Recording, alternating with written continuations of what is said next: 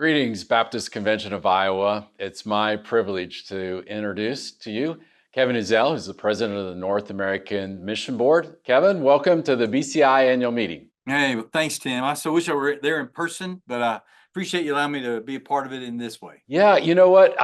Back in September, I had a great time seeing you at the For the Church conference.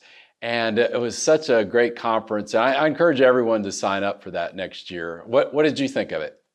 It was spectacular. First time I've been. I mean, of course, it was packed, and just the atmosphere and the worship part. And then being around guys like Crawford Loritz and just godly guys that you can learn from. I was thrilled with it. I would encourage everybody to attend. It's worth the time, just spiritually, the time of worship, and hearing that many 1,200 people sing like that in that chapel is pretty amazing. Yeah. So you spoke a bit, and if I heard you right, I think you said that North American Mission Board was targeting 700-800 churches and starting. Why don't you give an update in the last 12 months? What's been going on at the North American Mission Board? Yeah, it's going extremely well. We planted between 700 and 800 churches this year. You never know how many churches you're going to plant year to year, and so it's very hard to budget. You just kind of guess. And this year, we planted about 100 more than we had budgeted for, and which is a good problem, but it's a good problem. But by the year 2030, at this rate, by the year 2030, 1/3 of the SBC will have been planted since 2010. Wow. And so, what happens is you have the amount of plants, and then every year a certain amount of churches in the SBC die, for lack of a better word. And so with the increase on the one side and the deaths on the other, but with 47,000 churches, you've got a lot of churches out there that are hanging on just barely about a thread for a group of churches that large. We have a very small number, but they're still there.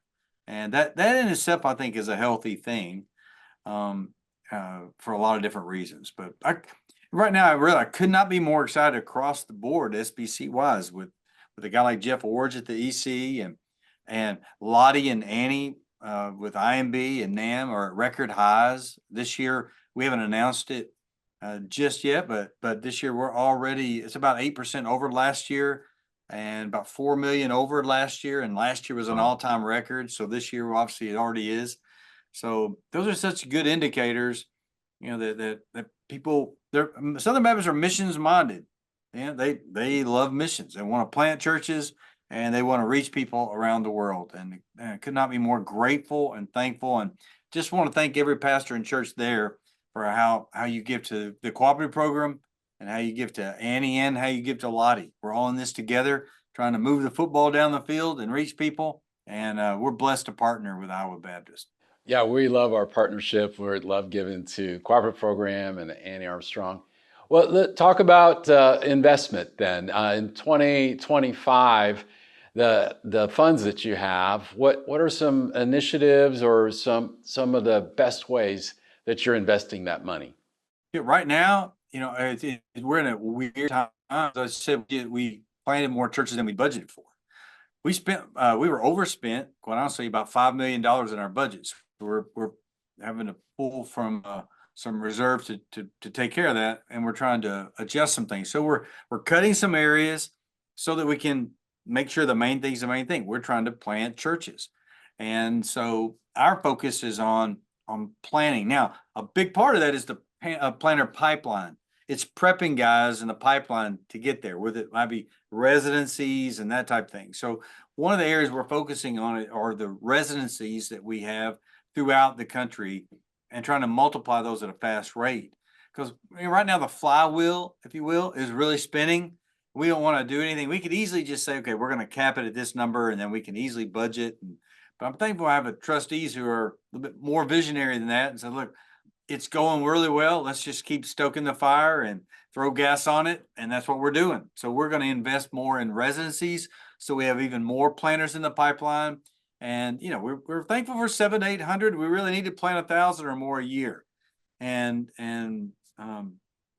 it's church. When I say we, I'm talking about we as Southern Baptist churches, because NAMB does not plant churches. Churches plant churches. You know that. I know that. But I want to make sure they understood, when I say we, I'm talking about the SBC family at large, because it's an exciting time. People want to pick at Southern Baptist for this or that, and man, we're not a perfect family. We got some crazy uncles out there, but 99.95% of the SBC are Bible loving, missions focused, gospel preaching people, and man, could not be more thankful and thrilled. It's a really exciting time. That's not a spin. That's true.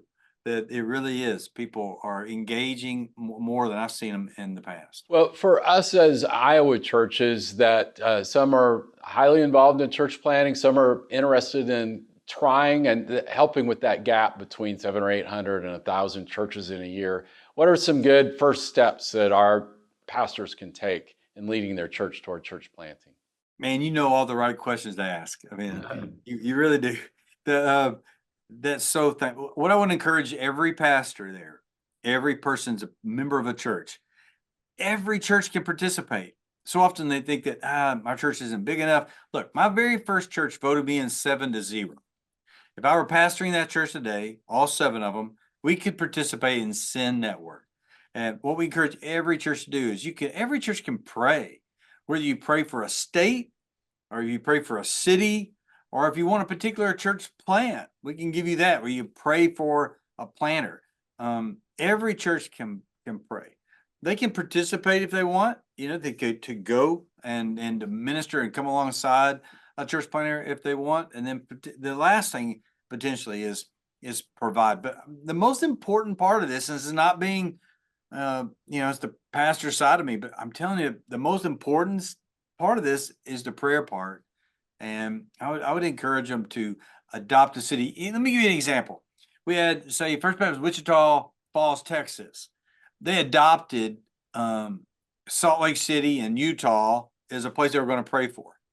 And they said that you could walk around their church on Sunday and it had the University of Utah or Utah Jazz. They had all kinds of Utah stuff around the church because that church was all in. Look, we're going to pray for Utah for the next 3 years. And that's the type of things you can be creative in the way that you do that. And whether it's Pittsburgh, you wear Pittsburgh hats or whatever, it helps you. If you don't have a pro team, it's an easy way to pick one. Pick a city, pray for them, and really adopt those folks. Because, and I also, we're in football season now. I encourage folks when you're watching anything on sports, and say you watch something like Caitlin Clark play for Indiana. We're planting churches in Indianapolis.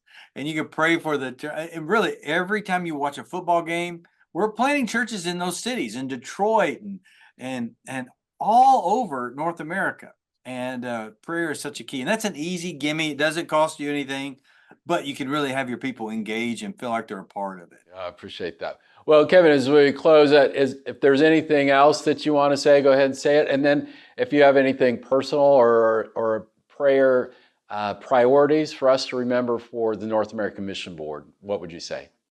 I just want to say thank you. How you sacrificially give to the cooperative program, to the Annie Armstrong and Lottie Moon. Annie and Lottie both make up about 60% of the budget for IMB. They make up 60% of the budget for the North American Mission Board. And so we're incredibly grateful and just appreciative of your sacrificial giving. And then prayer, really, I pray for our planners. And I pray for their protection. And I mean, from others and from themselves. Mm-hmm. We're just in a time where pastors across North America are, and people say they're falling in a rapid. I just think it's because of social media, more people know about it quicker. But I just pray for the holiness and the godliness of those planners, and we have a whole area here called quality assurance to make sure that everything, you're checking everything, make sure it's quality. We're not talking about just the service. I'm talking about the character of our planners. And that's what I'm so thankful for. You'd be so proud of our planners if I could just, take and tell you a little bit about specifically some of the sacrifices some of these guys make and some of the challenging things they're going through. But they know you have their back, And again, that goes back to praying. So just praying specifically for those planners, their families, and the sacrifices they make. Appreciate that, Kevin. Thank you for our time today. Thank you for being part of our state convention. One of these years, we'll have to have you come back and be here in person. But between now and then, we just want to say thank you for the partnership and for your ministry at the North American Mission Board.